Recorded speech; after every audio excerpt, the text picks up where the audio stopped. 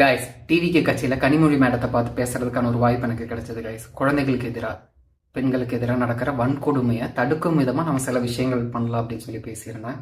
So எனக்கான ஒரு வாய்ப்பை தரதா அப்படின்னு சொல்லியிருக்காங்க. கரெக்டான ஒரு ஸ்டேஜ், கரெக்டான ஒரு ப்ராப்பரான ஒரு வாய்ப்பை ஏற்படுத்தி தரதா, எங்கே சொன்னால் எந்த மாதிரி ஒரு இடத்துல சொன்னால் இது ஒர்க் அவுட் ஆகும் அப்படிங்கிற விஷயங்களை பற்றியும் சொல்லியிருந்தாங்க. நான் உங்களுக்கு இந்த வீடியோ தான் எடுத்து காமிச்சேன். கேரளாவில் ஒரு குழந்தைய ஒருத்தர் அடிச்சு கொண்டான்ல, அவனை மக்கள் அடிக்கிற வீடியோ எடுத்து காமிச்சேன். மேடம், இந்த மாதிரி இவனை போட்டு அடிக்கிறாங்கல்ல, இவனை மாதிரி அந்த ஏரியாவில் யாராவது பக்கத்தில் இருந்தால் இவனை அடிக்கிறத பார்த்தாலே அவங்களுக்கு பயம் வரும். இந்த மாதிரி ஆளுங்களுக்கு பயம் வரும். பட் இவன் அலறல் சத்தத்தை அவனுங்க கேட்டாங்கன்னா, இந்த மாதிரி தப்பான ஆளுங்க கேட்டாங்கன்னா அவங்களுக்கு உயிர் பயம் வரும் மேடம் அப்படிங்கிறத ஸ்டேட்மெண்ட்டாக வச்சேன். இப்போ வெளிநாட்டில் எல்லாம் கையை வெட்டுறது, காலை வெட்டுறது, இந்த மாதிரி வன்கொடுமைக்கு எதிரெல்லாம் இப்படியெல்லாம் பண்ணுவாங்கள்ல, அதெல்லாம் இங்கே நம்மளால் பண்ண முடியாது. பட் ஆல்டர்னேட்டாக நம்ம என்ன பண்ணலாம்? ஏன்னா இது வரைக்கும் இருந்த கட்சி எல்லாமே பார்த்தீங்கன்னா இவங்களை சேஃபாக கொண்டு வரும்.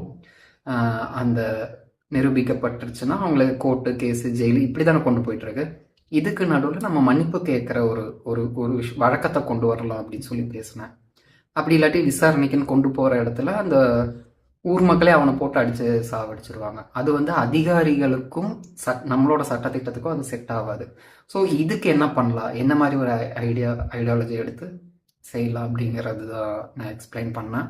ரொம்பவே நீட்டாக, ரொம்பவே பொறுமையாக எல்லாமே கேட்டுக்கிட்டாங்க.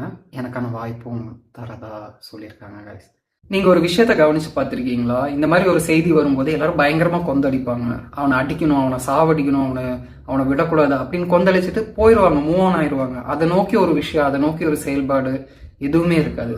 நான் இங்கே பண்ணிட்டு இருக்கேன், அவங்களாம் பண்ணல அப்படின்னு நான் சொல்ல கைஸ். நான் கெஞ்சி கேட்டுட்டு இருக்கேங்க.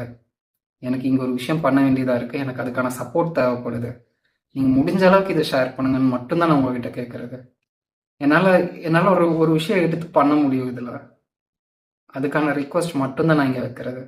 கைஸ், அந்த சூலூர் வழக்கில் அந்த குழந்தைய கொண்டாங்கல்ல, அவங்கள கொண்டு வரதை நீங்கள் பார்த்துருப்பீங்க, நியூஸ்லலாம் பார்த்துருப்பீங்க. ஸ்ட்ரக்சரில் மாவு கட்டு போட்டு அப்படியெல்லாம் தானே கொண்டு வராங்க. இதுக்கு ஒரு 10% இம்பேக்டை க்ரியேட் பண்ண முடியும்னா, நான் சொல்கிற விஷயத்த பண்ணும்போது நீங்கள் நினச்சி பார்க்க முடியாத அளவுக்கு ஒரு பயத்தை எல்லார் மனசுலேயும் கொண்டு வர முடியும்.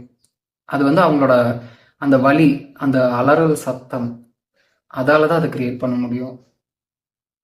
நிறைய பேர்த்தோட சப்போர்ட் நான் கேட்டுட்டு இருக்கேன்.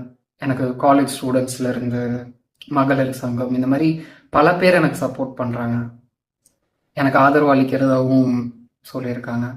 இதை எங்கே கொண்டு போய் சேர்க்கணுமோ நான் கண்டிப்பாக அங்கே கொண்டு போய் சேர்ப்பேங்க. அது வரைக்கும் நான் என்னோட முயற்சியை நான் விட போகிறதே கிடையாது. கண்டிப்பாக யார் கையில் காலில் விழுந்தாது நான் இதை எங்கே கொண்டு போய் சேர்க்கணுமோ அதை நான் சேர்த்துருவேன். பார்க்கலாம் கைஸ், எவ்வளோ தூரத்துக்கு நம்மளால் இதை எடுத்து பண்ண முடியுது அப்படின்னு ட்ரை பண்ணி பார்க்கலாம். சப்போர்ட் பண்ண அத்தனை பேத்துக்கும் நன்றி சொல்லிக்கிறேன். எனக்காக லைக், ஷேர், சப்ஸ்கிரைப் பண்ண அத்தனை பேத்துக்கும் நன்றி சொல்லிட்டேன். தேங்க்யூ.